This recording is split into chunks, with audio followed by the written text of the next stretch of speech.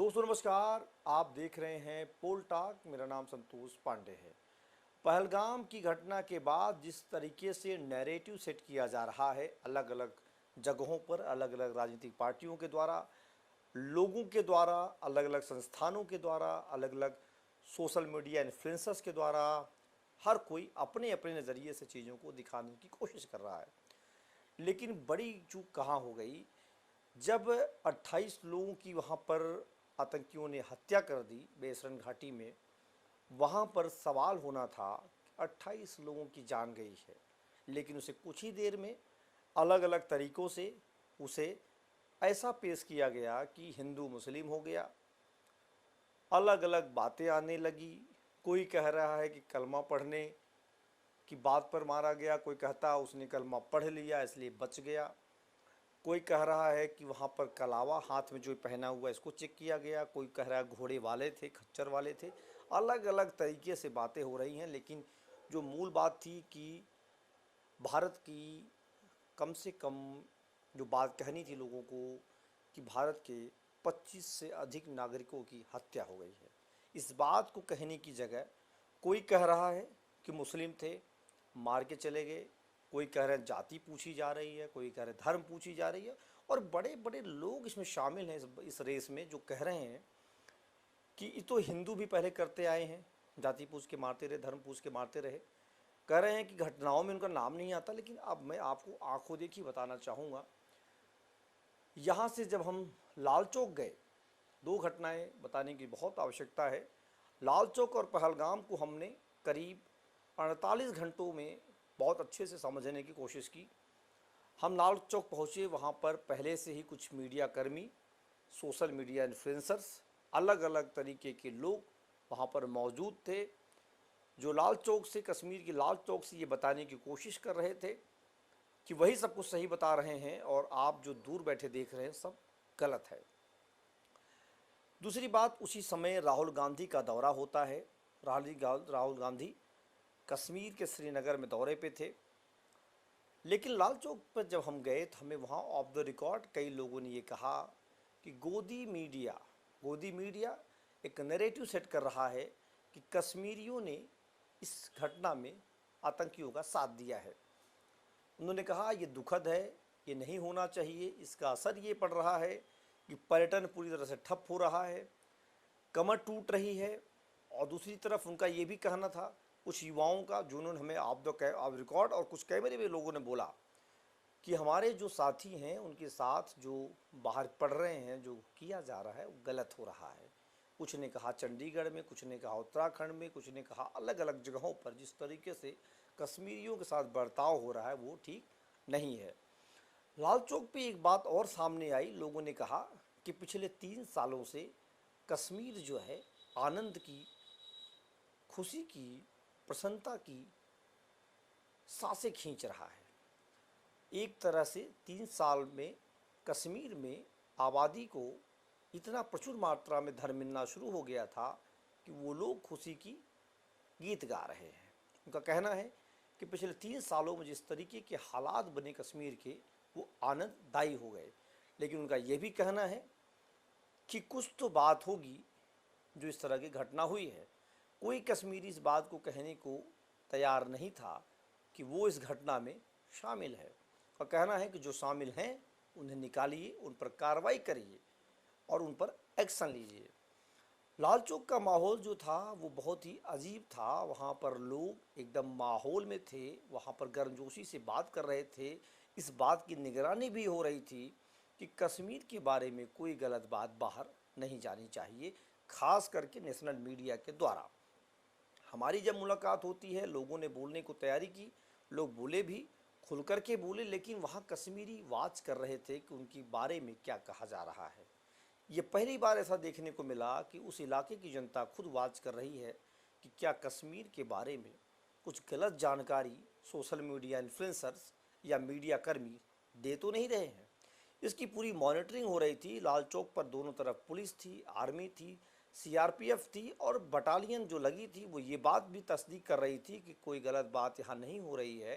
कुछ नेता भी वहाँ घूम रहे थे जो हर बात को बता रहे थे, हर किसी को यही कह रहे थे कि कश्मीर के लोगों के साथ गलत नहीं होना चाहिए। लाल चौक से हम लोग डल झील की तरफ गए।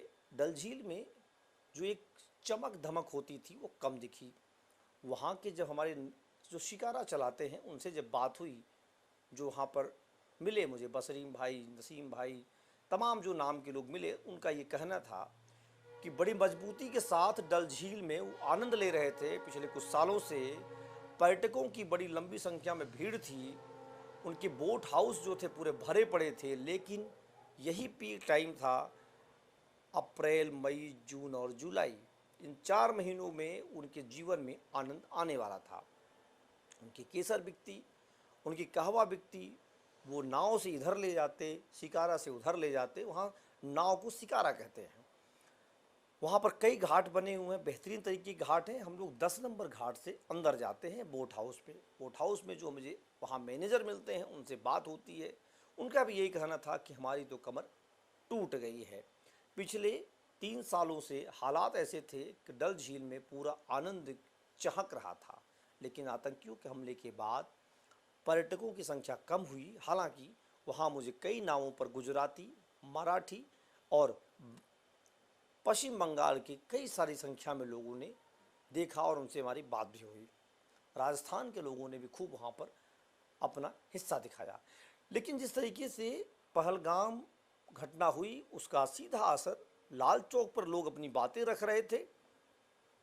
डल झील में बिजनेस की बात हो रही थी, क्योंकि वहाँ पर पर्यटक बहुत बड़ी संख्या में आता है, लेकिन वो जो सुकून दिख रहा था वो किसी के चेहरे पर नहीं था। सभी को ही लग रहा है कुछ तो हुआ है और कुछ अभी होना बाकी है।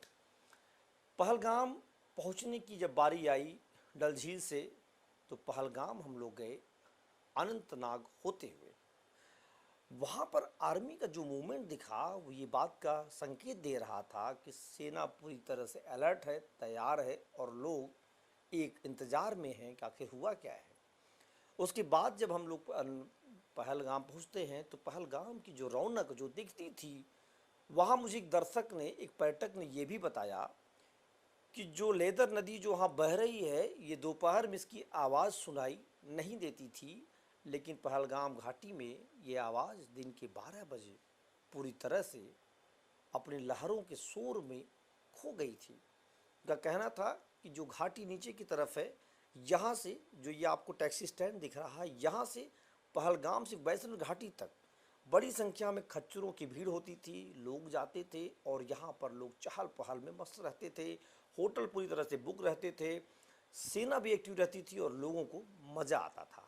लेकिन आप देखिए किस तरीके से पहलगाम घाटी में ये 2 दुकानें बंद पड़ी हैं, जो कभी यहाँ पर खुशहाल और रौनक लिए रहती थी। तो ये जो मैंने लाल चौक, डल झील और वैष्णो से पहले पहलगाम घाटी को देखा, वहाँ से फिर आते हैं हम पहलगाम, जहाँ पर एक सेल्फी पॉइंट बना हुआ है नदी के पास। बड़ी संख्या में लोग अपनी अपनी बातें कर रहे हैं, सब अपनी अपनी बातें रख रहे हैं। मीडिया को भी तलाश थी कि कोई कुछ तो बोले, लेकिन सवाल उनके पास है, जवाब कहीं भी नहीं है। हर आदमी मौन है, सन्नाटे में है, खौफ में है कि आखिर हुआ क्या है, हुआ जो है इसके बाद क्या होगा। बाद का इंतज़ार चल रहा है। कई वहाँ पर लोग मिले जिनसे हमने बहुत कोशिश की, लेकिन वो बोलने को तैयार नहीं थे। रोचक बात सुनिए आप। अब इस पूरी कहानी को मैंने बताया आपको, लेकिन हर आदमी वहाँ पर जो जा रहा है, जो दूर का आदमी बैठा है, उसे हिंदू मुस्लिम करना चाहता है, उसे ये बताना चाहता है कि जो ये मौत हुई है, जो हत्याएं हुई हैं, ये बहुत सामान्य घटना है, ये बहुत बड़ी बात नहीं है। ये आदमी बताना भी चाह रहा है कि इस तरह से हिंदुओं ने भी किया था। लेकिन दुख इस बात का है, जहाँ हमें ये कहना था कि 25 से 26 भारतीय नागरिकों की हत्या हुई है, उसे हमें एकजुट होना था। वहाँ पर कुछ सोशल मीडिया इन्फ्लुएंसर्स ये बताने की कोशिश कर रहे हैं कि ये तो प्रधानमंत्री नरेंद्र मोदी ने कराया है, तो सेना ने कराया है, क्योंकि इन्हें बिहार चुनाव में फ़ायदा लेना है। शर्म आनी चाहिए लोगों को कि भाजपा की प्रधानमंत्री का विरोध करते करते लोग देश का विरोध करने लगते हैं, नागरिकों का विरोध करने लगते हैं, घटनाओं में भी विरोध करना शुरू कर देते हैं। और यहीं पर कश्मीर के लोगों को दुख हो रहा है। उनका कहना है कि उन्हें प्रताड़ित किया जा रहा है, उनके नाम को बदनाम किया जा रहा है कि कश्मीरियों ने मिलकर के षड्यंत्र रचा और इस तरह की घटना हुई। कुछ लोग कश्मीरियों को बचाने में दूसरे लोगों को प्रताड़ित कर रहे हैं। मिला जुला करके जहां बात होनी थी नागरिकता की, नागरिकों की, वहां बात हो रही धर्म, जाति और हिंसा की। अब इसका क्या इम्पैक्ट होगा? हालांकि हमें जब पहलगाम से लौट रहा था मैं, तो मुझे कई जगह पर हम लोगों ने चाय पी, वहाँ देखा सन्नाटा पसरा है। जिन दुकानों पर केले और सेब और वाटरमेलन के लिए लोग भीड़ लगा कर खड़े रहते थे, वो दुकानें सन्नाटे में हैं, शांत है और कोई ग्राहक नहीं है। ये बात कश्मीरी खुद कह रहे थे कि उनकी कमर टूट जाएगी, वो कैसे जिएंगे, कैसे रहेंगे। लेकिन इस बात को न सोच करके, उनके दर्द को नहीं समझ करके, इस बात को बाहर बैठा सोशल मीडिया इन्फ्लुएंसर्स, पत्रकार हमेशा कोस रहा है, कश्मीर को कोस रहा है, घाटी को, और इस घटना में अलग अलग तरीके के अर्थ को निकाल रहा है। इन तमाम बातों को अगर देखा जाए तो एक बात हमें भी बहुत महसूस हुआ कि ये क्यों हो रहा है, किसके लिए हो रहा है, ये सब नहीं होना चाहिए। एक बार इस पर सबको चिंतन और मंथन करने की ज़रूरत है। कश्मीरी खुद कह रहा है कि उसके लिए सामान्य घटना है, ये नहीं होना चाहिए था, पर्यटकों पे इस तरह घटनाएं नहीं होनी चाहिए थी। हालांकि वो 35 साल से इस तरह घटनाएं देखता आ रहा है, उसका ये भी कहना है, कि इसमें उसका आर्थिक नुकसान हुआ है और कोई कश्मीरी इसमें शामिल नहीं होना चाहता है, न होगा। लेकिन दूर बैठे लोगों ने जिस तरीके का माहौल क्रिएट किया है कि कश्मीर को बदनाम कर दिया जाए, घाटी को बदनाम कर दिया जाए, वहाँ कोई भी ना जाए क्योंकि वहाँ पर कश्मीरी आतंकियों से मिले हुए हैं। इस बात का दर्द वहाँ के कश्मीरियों के मन में देखा गया और हमने खुद महसूस किया कि दूर बैठा आदमी कितनी बातें अनाप शनाप सोशल मीडिया पर कर रहा है। बड़ा ही दुखद है और इस बात से कश्मीरी बहुत नाराज़ हैं कि अगर वो आएंगे, अगर वो लोग वहाँ पहुँचेंगे, वो उन्हें बताने की कोशिश करेंगे कि ऐसा मत करिए। लगातार पहलगाम और लाल चौक पर देखे हुए अनुभवों को मैं शेयर कर रहा हूँ। कुछ मैंने वीडियो दिखाए हैं आपको और ये सीरीज जारी रहेगी। अगर अच्छा लगे तो कमेंट करके ज़रूर बताइएगा, अपने अनुभव को शेयर करिए और इस वीडियो को उन लोगों तक ज़रूर पहुँचाइए जो दूर बैठ कर के कश्मीरियों को कोस रहे हैं, हालात को जानते नहीं हैं, वहाँ के बारे में पता नहीं है, किताबों को पढ़ रहे हैं, टीवी चैनल्स को देख रहे हैं और टीवी चैनल्स की हालत ऐसी है कि उन्हें कोई वहाँ बोलने वाला नहीं मिल रहा है। किसी तरीके से अरेंज कर रहे हैं, मैनेज कर रहे हैं, कोई बोल दे और उसे वो अपने शो में दिखा लें। तो फिलहाल इतना ही, लेकिन देखते रहिए पोल टॉक और हमारा प्रयास है कि आपको घटना की पूरी वास्तविकता तक हम आप पहुँचाने की कोशिश करें। धन्यवाद। जय हिंद, जय भारत।